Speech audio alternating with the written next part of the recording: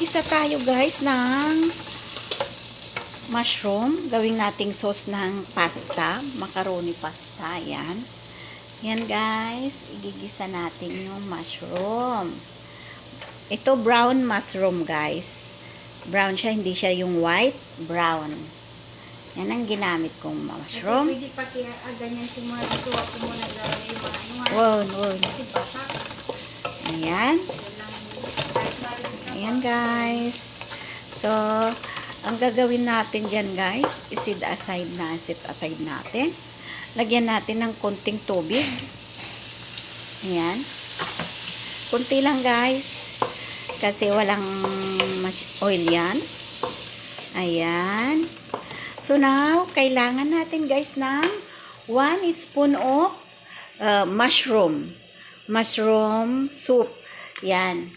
Gagawin natin ilalagay. So, lagyan natin ng 1 spoon guys. Ayan. 1 spoon. Ayan guys. So now, ayan. Haluin natin. Ihalo natin dyan.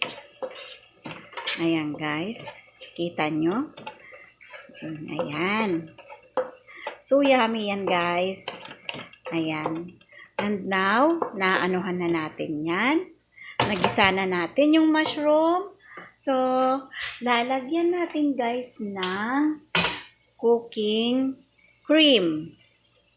Ayan. Ayan guys. Cooking cream. Ayan. So, now, tapos na natin linagyan ng cooking cream. Halu-haluin natin guys. Ayan. So, yummy yan guys. Yummy in my tummy. Ayan. So, now, lalagyan natin guys ng black pepper. Black pepper guys. Ayan. Ayan. Nalagyan na natin ng black pepper. So, mix natin ulit. Ayan. So, now guys, okay na siya. May may sauce naman na. And, kailangan, dagdagan natin konti ng water. Water guys. Pakuluan natin. Ayan. Palakihan natin ngayon yung ayan, ito na siya.